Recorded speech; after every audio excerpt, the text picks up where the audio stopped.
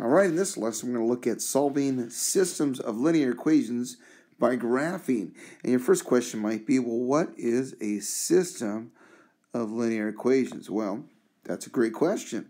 A system of linear equations is when we have two equations that we consider together. So if we have, x plus y equals 12. Well, there's an equation. It's got lots of different answers to it. You can pick x is 10 and y is 2. X is 6 and y is 6. Lots of different combinations. Okay? But if we take another equation and we say that let's say x minus y is 0.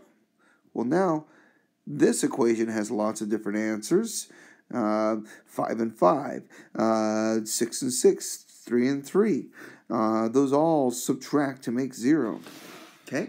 So here's two equations. They by themselves, they got lots of different answers, but there's one answer that solves them both. And in this case, the answer is 6, 6. And what we want to know is, how do we find the combination where like x is 6 and y is 6? Okay, that one answer works for both of these equations. 6 plus 6 is 12. 6 minus 6 is 0. Okay, and so this is a system of equations that we consider together, and we want to find out how we can get the combination of numbers that works for both. We're going to have lots of different ways to do this. The first way is by graphing. Okay, so here we go. Well, let's think about a little situation. Our family's going to open a bed and breakfast, and let's say we're going to spend $600 to prepare a bedroom to rent. A bed and breakfast is just a type of hotel kind of thing where you rent out a room in your house kind of deal, or lots of rooms if you got lots of rooms. And so let's say that this is going to cost our family, for food and utilities, $15 per person that stays at night, okay, or per night for the renting that room, okay, and we're going to charge $75 rent per night, okay. So we're going to start out by writing a couple equations. Let's write an equation for the cost, and it's going to be $15 per night times the number of nights plus 600. So write that as an equation. And we can say we've got C equals 15x plus 600. Okay? Now we want to write the equation for the income, the revenue. Revenue is money that we collect. And so we know that it's going to be $75 per night. So can you write a simple equation there for revenue? Well, we take the number of nights, let's call it X, that somebody's going to be staying, or people are going to be staying, probably not the same person.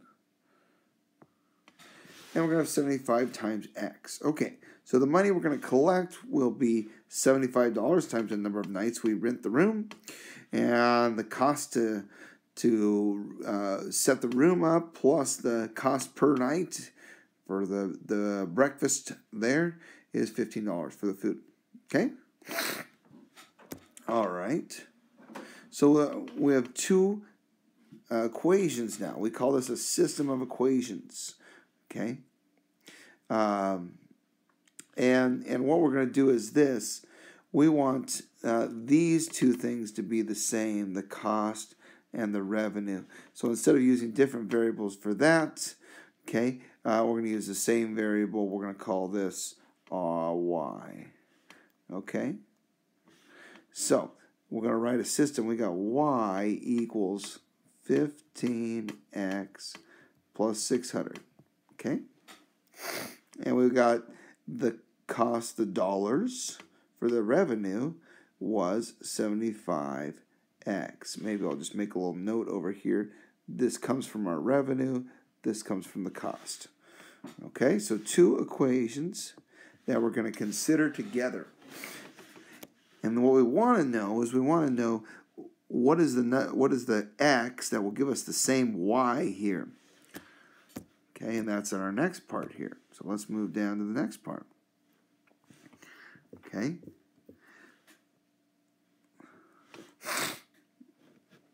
So now we're going to use the cost and revenue equations up above to determine how many nights your family needs to rent the bedroom before recovering the cost. We want to know when that cost will be the same as the revenue. Okay, so go ahead and take a moment and fill in the table here. Plug in the x value, 0 for the x value, and see what you get for the y value. Obviously, for the cost, you'll get when x is 0, plug in 0, 15 times 0 plus 600 gives us 600. So we're going to start out by putting 600 for 0 nights. And if you plug in 1 to that cost, you're going to get 615 into the cost equation. And it's going to keep going up $15 a night. Now, if you use the revenue equation here, the second one, plug in 0 here, 75 times 0 is 0. 75 times 1 is 75. 75 times 2 is 150. And we're going to keep going up $75 every night. So notice we don't keep adding the 600 here. We're just going up by 15 every time for the cost. So pause the video and fill in the table, then come back and check them out. So we see that as we're increasing here after 5 nights, the cost was $675 and the revenue is $375. So it's cost more than we've brought in. So we're not making any money yet. Okay, and then at 6, 7, 8 nights, 8 nights is still $720 in cost, $600 in the revenue that we've brought in. At 10 nights, it costs $750, and we've brought in $750. So right here, we've made as much money as it cost. All right, and then at the end here, at 11. Well, now we've brought in $825, and it only costs us $765. So at 11 nights, we're starting to make money because the money coming in is more than the expenses. So this right here is called our break-even point. That's kind of the business term for it. All right, so we're breaking even. We've made back all the money that we've spent. Now let's go to the next page here, and let's graph this and see what it looks like on a graph. So we just found out that the break-even point was 10 nights. At 10 nights, we've spent what we've collected, okay? That's where both equations were the same. Well, let's graph them here. If we graph the cost equation, we know that 6 nights, or 0 nights was 600 because we had to pay to set the room up and all that.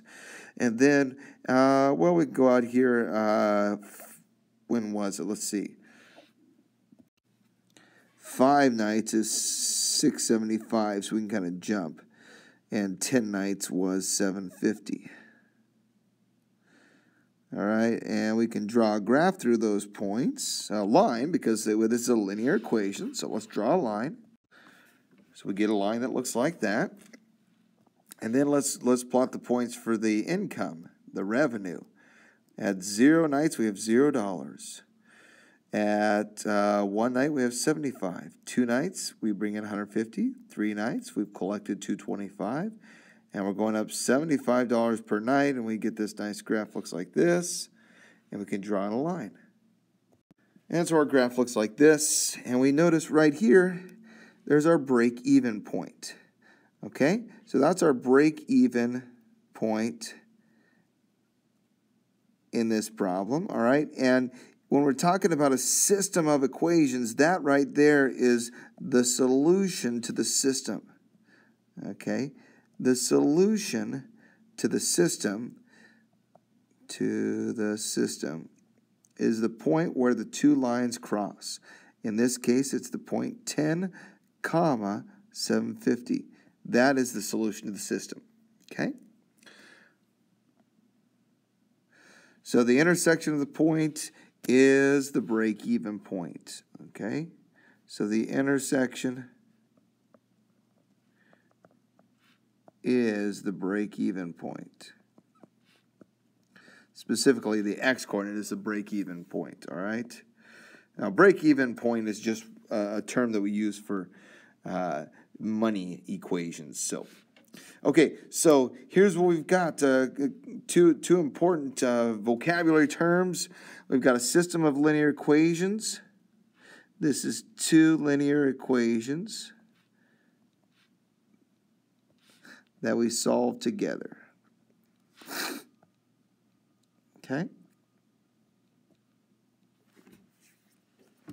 Those are the two linear equations that we solve together. The solution to the system is the coordinates of the point,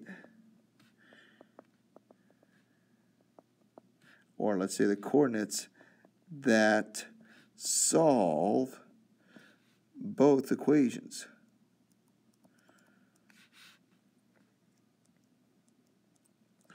All right, and one way to find the coordinates of the point that solve both equations is to find out where the graphs intersect. All right.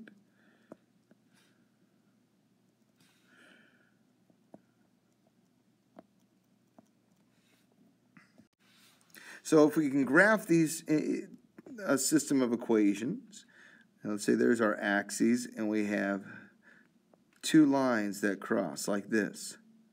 That point right there is the solution to the system. Okay, the coordinates of that point. So to find a solution of the system, what we're going to do is this. Here's our steps. We're going to graph each equation. Okay, graph each equation on the coordinate plane. Estimate the point where they intersect. And then we're going to plug the point back in using substitution to see if it's the solution. Okay, so here's some practice problems here. Let me do a couple of them as examples with you, and then let you finish up the rest, all right? So in this first group, we want to tell whether this is the solution. Here we're given a point, and the question is this the solution to the system? Well, it is if it works for both equations. So we're going to plug this point into both equations and see what we get. So the first one says x plus y equals 4. So I'm going to plug in 3 for x and 1 for y. Those are the 3 and the 1 in this point here. And is it true that 3 plus 1 equals 4? Well, yeah. 3 plus 1 is 4. So 4 equals 4. It checks out. That's my little check mark there. Check. Okay. How about the second equation? Well, the second equation says 2 times x minus y equals 3. So let's plug in 3 for x and 1 for y. 2 times 3 is 6 minus 1. Is that equal to 3? Well, 6 minus 1 is 5. Is 5 equal to 3? No, that is not equal. So this is not a solution.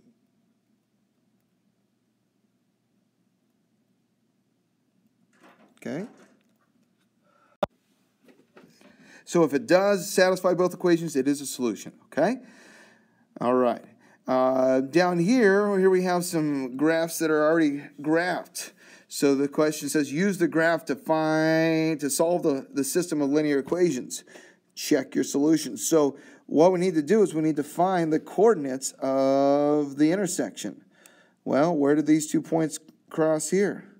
Well, they cross right at 2, -2. So find the coordinates of this point, 2, -2. And now we need to test that out. So we need to plug that in for both these equations. You might need to do this on a separate piece of paper because there's not a lot of room here. So plug in 2, -2 into the first one to see if it works or not. 3 times 2 minus 2 times -2. Is that equal to 10? I'm going to put a little question mark here. I don't know. Plug that in and find out if that works or not. And then plug it into x plus y equals 0 and see if it works. Okay? And if it does work, you found your solution. Okay? I'll let you finish that one up. Quick look at the next page here. For these ones, we're going to go ahead and graph the equation. So good practice here from last chapter. Remember, we start with your y-intercept. Here we have a y-intercept of 3. So plot your y-intercept. we have a slope of negative 1.